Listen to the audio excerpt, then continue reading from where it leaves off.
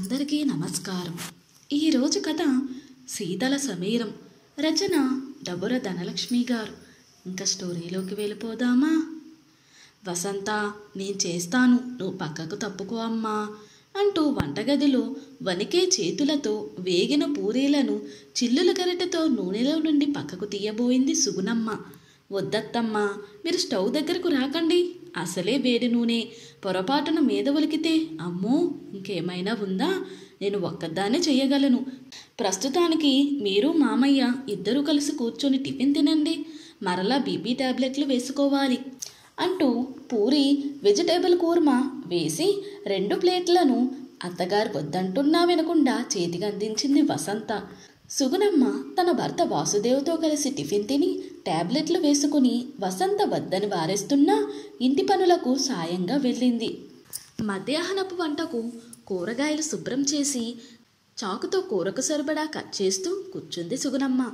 2 ఆడపిల్లలను school bus ఎక్కించి సాగనంపి ఇంటి పనుల్లో పడింది వసంత. ఫ్రెష్ అయి వచ్చిన భర్త వరుణ్ టిఫిన్ తింటూ, కొత్త ఇంటి పని పూర్తి కావస్తుంది, ఇంకో 5 లక్షలు ఉంటే పూర్తయి గృహప్రవేశం చేసేవాళ్ళం. ఇప్పటికే ఆఫీస్లో అప్పులు ఎక్కువైపోయాయి, ఏం చెయ్యాలో ఏంటో అర్థం కావట్లేదు. ఇంటి ఓనర్ ఈ నెల నుండి ఇంటి రెంట్ పెంచుతా అంటున్నాడు అన్నాడు వసంత్తో. అవునండి, నిన్న ఆయన భార్య వచ్చింది, ఇంటి నిండా మనుషులున్నారు, నీళ్లు కాస్త పొదుపుగా వాడుకోమన్నారు. ఇల్లు ఎంత శుభ్రంగా పెట్టినా ఇంకా శుభ్రంగా పెట్టుకోమని నాకు సలహాలు ఇచ్చి వెళుతుంది. ఇంట్లోకి ఎంటర్ అయినప్పటి నుండి ప్రతి గదిని ఓ ఆఫీసర్లా తనిఖీ చేస్తుంది, మొహం మార్చుకుని ఏవేవో సలహాలు చెప్తుంది. నాకు కూడా ఆవిడ వచ్చి వెళ్ళిందంటే చాలు తలనొప్పి వచ్చేస్తుంది. నాన్న డబ్బు సర్దుబాటు చేస్తానన్నాడు, మీరు ఆఫీస్కు వెళ్ళాక ఓసారి వెళ్ళొస్తాను అంది వసంత. అమ్మా, నువ్వు నాన్న తిన్నారా అని అడిగాడు వరుణ్. తిన్నాంరా, అడగడం మర్చిపోయా, రోహిణి ఎలా ఉందంట అంది కూతురు గురించి ఆరా తీస్తూ. బాగుందంటమ్మా, వచ్చే వారం వస్తారట అన్నాడు వరుణ్. వరుణ్ ఆఫీస్కు వెళ్ళిపోవడంతో పనులు పూర్తి చేసుకుని భర్త దగ్గర కూర్చుంది సుగుణమ్మ. వసంత 2 వీధుల అవతల ఉంటున్న తన తల్లిదండ్రుల దగ్గరకు వెళ్ళొస్తానంటూ అత్త సుగుణమ్మకు చెప్పి వెళ్ళింది. సుగుణమ్మ భర్తతో, ఏంటో అండి, పిల్లలు చిన్నా చితక ఆర్థిక సమస్యలతో సతమతమవుతున్నారు, వాళ్ళకు ఏ విధంగానూ సహాయం చేయలేకున్నాము. మన అమ్మాయి రోహిణి తన కూతురు దివ్య మెడిసిన్ చదువుకు 6 లక్షలు తక్కువైందని వసంతకు ఫోన్లో చెబుతుంటే విన్నా, నాకు చాలా బాధేసింది. వరుణ్ కొత్త ఇంటి పనికి డబ్బు తక్కువైందని బాధపడుతుంటే విన్నాను. ఏ రకంగానూ పిల్లలకు సాయం కాలేకపోతున్నాం. మన చేతకానితనానికి చాలా బాధగా ఉందండి. ఇదే విషయాన్ని కోడలి పిల్లతో అంటే, ఎందుకత్తయ్యా అంతలా బాధపడడం? మీ సామర్థ్యానికి మించి మా ఆయనను చదివించారు, ఆడపిల్లను చక్కగా పెంచి మంచి ఇంటికి కోడల్ని చేశారు, వయసు ఉన్నంత వరకు కుటుంబం కోసం కష్టపడ్డారు. ఇక ఇప్పుడు ఏ విషయం గురించి దిగులు పడకండి, ఉన్నంతలో వేలకు తిని రెస్ట్ తీసుకోండి. ఈ వయసులో మీరు ఎక్కువగా ఆలోచిస్తే అనారోగ్యం పాలవుతారు, తర్వాత నిజంగానే భారమవుతారు. మీరు ఆరోగ్యంగా ఉన్నంత వరకు ఏ సమస్య ఉండదు. వేలకు తిని మీ పనులు మీరు చేసుకుంటే అదే 10,000. ఈ వయసులో ఏదైనా ప్రమాదం జరిగి పెద్దవారు మంచాన పడితే వాళ్లకు అదో నరకం అత్తమ్మ అంది. ఈ వారంలో మన అమ్మాయి రోహిణి వస్తుందట అంది కళ్ళు పెద్దవి చేస్తూ. వాసుదేవ్ నవ్వుతూ, చూడు సుగుణ, మన వరుణ్కి మీ అన్న కూతురుతోనే పెళ్లి చేయాలని నువ్వు అప్పట్లో ఎంత గొడవ చేశావు. వరుణ్ తమ లెక్చరర్ కూతురు వసంతను ఇష్టపడ్డాడని తెలిసి ఎంత గోల చేశావు. ఇక వరుణ్ కరాఖండిగా వసంతను తప్ప వేరే వారిని పెళ్లి చేసుకోనని తేల్చి చెప్పేసరికి ఇక తప్పక ఒప్పుకున్నావు. వరుణ్ పెళ్ళై వసంత మన ఇంట్లో అడుగుపెట్టి తన మంచితనంతో మన అందరి మనసులు గెలుచుకుని ఈ ఇంటిని బృందావనం చేసింది. మన అమ్మాయి రోహిణి వసంతకు ప్రాణ స్నేహితురాలయ్యింది. వారిద్దరి మధ్య రహస్యాలు లేవు. నువ్వు గమనించావో లేదో, మన అమ్మాయి మనతో మాట్లాడే సమయం కంటే ఎక్కువసేపు వసంతతో మాట్లాడుతుంది. మన చుట్టూ ఎంతోమంది తమ కుటుంబాల్లో అత్తాకోడల మధ్య సఖ్యత లేక కుటుంబ సమస్యలతో నరకం అనుభవిస్తున్నారు. ఎక్కడో ఎందుకు, మన పొరుగింట్లో చూడు, ఆ ఇంటి కొత్త కోడలు స్వాతి పెళ్ళైన 3 నెలలకి అత్తామామలకు భర్తకు మధ్య ఉన్నవీ లేనివే చెప్పి చిన్న సమస్యలను పెద్దవి చేసి గొడవలు పెంచి ఆ అబ్బాయి అశోక్కి తల్లిదండ్రులకు మధ్య మనస్పర్ధలు పెంచి వేరే కాపురం పెట్టించి తీసుకెళ్ళిపోయింది. స్వాతిదేమో ప్రభుత్వ ఉద్యోగం, అశోక్ ప్రైవేట్ ఉద్యోగి. స్వాతికేమో పిల్లలంటే నచ్చకపాయా.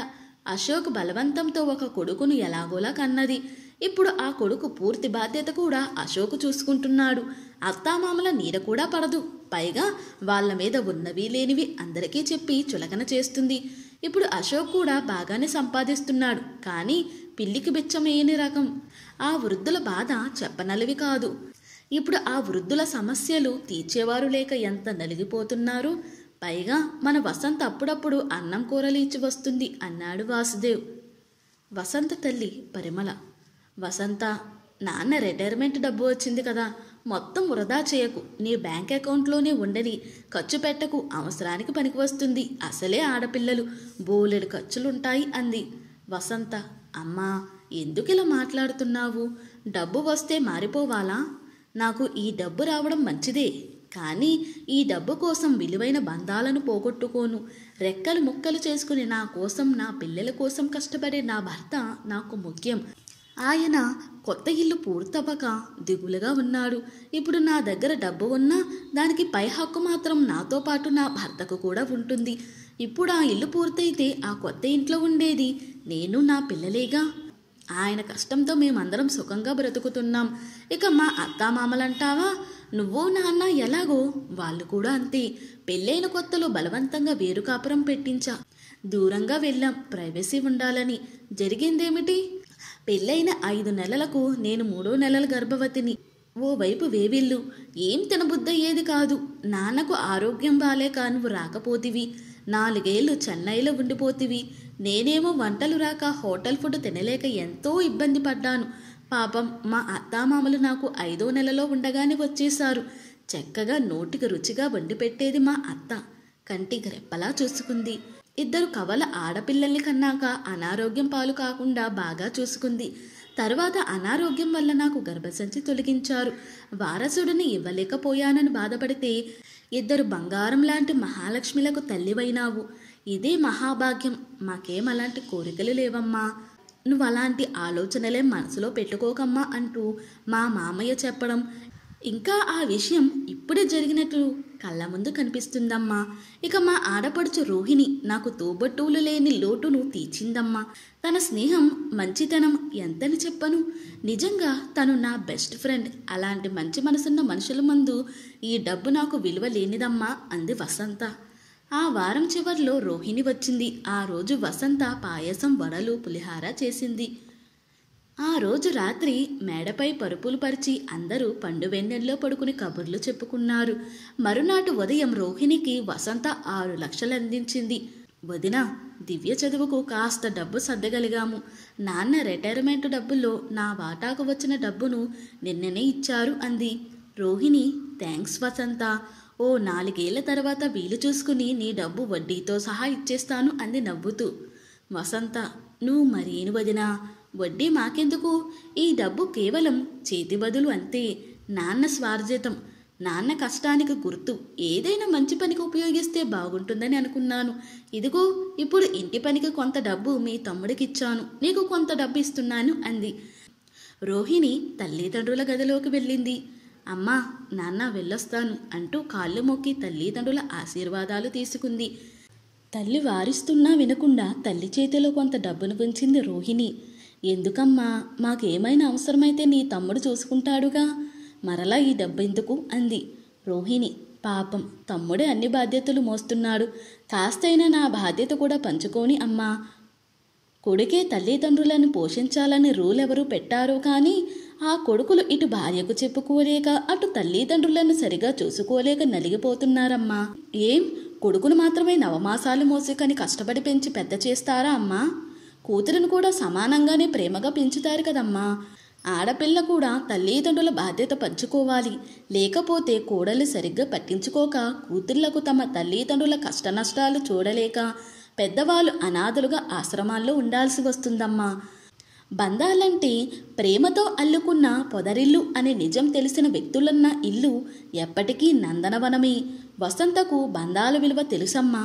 వరుణ్ తమ కోసమే కష్టపడతాడని కుటుంబం పట్ల అతను చూపే బాధ్యతను ప్రేమగా అర్థం చేసుకుంటుంది వసంత. ప్రతి ఇంట్లో పెద్దలు కూడా ఓ వయసు వచ్చాక అన్ని విషయాలు తలదూర్చడం సబబు కాదు. కొడుకు కోడలు ఉంటారు. నిర్ణయాలు తీసుకునే తెలివితేటలు వారికి కూడా ఉంటాయి. సలహాలు అడిగినప్పుడు మాత్రమే పెద్దవాళ్ళు స్పందిస్తే బాగుంటుంది. వృద్ధాప్యంలో తమకు లోటు లేకుండా 3 పూటల కడుపు నింపడంతో పెద్దలు తృప్తిపడాలి తప్ప తగదునమ్మా అని అన్ని వ్యవహారాల్లో, ముఖ్యంగా కోడళ్ల వ్యవహారాల్లో అసలు జోక్యం చేసుకోరాదు. కొడుకు కేవలం మా అమ్మా నాన్నలకు వండి వడ్డించు అని మాత్రమే చెప్తాడు. వండి కంచంలో వడ్డించాల్సింది కోడలేగా, కొడుకు కాదు. అందుకే అత్తామామలకు ప్రేమగా వడ్డించేంత అభిమానం కోడలికి ఉండాలి. నిజానికి మా అత్తింట్లో బంధువులందరూ నిన్ను నీ పెంపకాన్ని ఎంతో మెచ్చుకుంటారమ్మా, ఎంతో పద్ధతిగా పెంచావని అంటుంటారు. ఈ వయసులో మా అత్తమ్మ చనిపోయిన తర్వాత మా మామయ్యను బాధ్యతగా చూసుకోవడంలో నాకు ఎంతో సంతోషంగా ఉందమ్మా. నేను ఆ ఇంటికి బాధ్యతైన కోడలిని. అందుకే ఈ ఇంటికి వసంతను బాధ్యతైన కోడలిగా ఆ దేవుడు పంపాడు. మన బాధ్యత మనం నిజాయితీగా నిర్వర్తిస్తే ఆ దేవుడు కూడా మన పట్ల నిజాయితీగానే ఉంటాడమ్మా. ఒకరికొకరు ఇబ్బంది పెట్టకుండా ఒకరి కోసం ఒకరంటూ బ్రతికే మనుషులున్న కుటుంబంలో ఎప్పుడూ సంతోషాలే ఉంటాయమ్మా. బాధ్యతలు తప్పించుకోవాలని అనుకుని స్వాతి, అశోక్ లాంటి వాళ్ళు ఎదుటివారిలో తప్పులు వెతుకుతారు, బాధ్యతలు తప్పించుకుంటారు. బాధ్యతలను బరువుగా కాక తమ పని అని చేసుకుపోయే వసంత లాంటి వాళ్ళు ఎలాగైనా, ఎంత కష్టమైనా సరే తమ బాధ్యతలను ఇష్టంగా నిర్వర్తిస్తారు. వెళ్ళొస్తాను నాన్న, నీ ఆరోగ్యం జాగ్రత్త అంటూ బయలుదేరింది రోహిణి. నిండు మనసుతో రోహిణి, సమస్యలు తీరిన ప్రశాంతతతో వరుణ్, వసంతలు అందరి సంతోషమే తమ సంతోషంగా సుగుణమ్మ, వాసుదేవుల జీవితం ఏ ఒడిదుడుకులు లేకుండా సాగాయనడంలో సందేహం లేదు. మనిషిలో ఎంతో కొంత సర్దుబాటు గుణం తప్పనిసరిగా ఉండాలి. చీటికి మాటికి గొడవలకు సై అంటూ కాలిదువ్వే రకాలు మన చుట్టూ కొల్లకొల్లలుగా కనిపిస్తుంటారు. అలాంటి వాళ్ళు ప్రశాంతంగా ఉండరు, ఇతరులను ఉండనివ్వరు. అలాంటి వాళ్లకు ఎంత దూరంగా ఉంటే అంత మంచిది. కానీ దరిద్రం ఏమిటంటే అలాంటి వాళ్ళు మంచి వాళ్ళను కూడా బ్రతకనివ్వరు. ఏదో ఒక గొడవలోకి రాగడం, మంచి వాళ్లపై బురద చల్లి చెడ్డవాళ్ళుగా చిత్రీకరించే తెలివితేటలు ఎక్కువైపోయాయి. బహుశా సీరియల్ ప్రభావమేమో, సమాజంలో ఇలాంటి వాళ్ళు ఎక్కువైపోయారు. ఇదంతా సమాజపు పోకడ. కానీ కుటుంబాల విషయానికి వస్తే గొడవలు లేని కుటుంబాలు ఉండవు. గొడవలు తీరి సర్దుబాటుతో సాగినప్పుడు బంధాలు శీతల సమీరాలుగా చల్లగా వీచే మనసుకు హాయిని కలిగిస్తాయి. ఇంతటితో ఈ స్టోరీ ముగిసింది. ఈ స్టోరీ కనుక మీకు నచ్చినట్లయితే మరియు నా ఎక్స్ప్లెనేషన్ కనుక మీకు నచ్చినట్లయితే ప్లీజ్ లైక్, షేర్, సబ్స్క్రైబ్.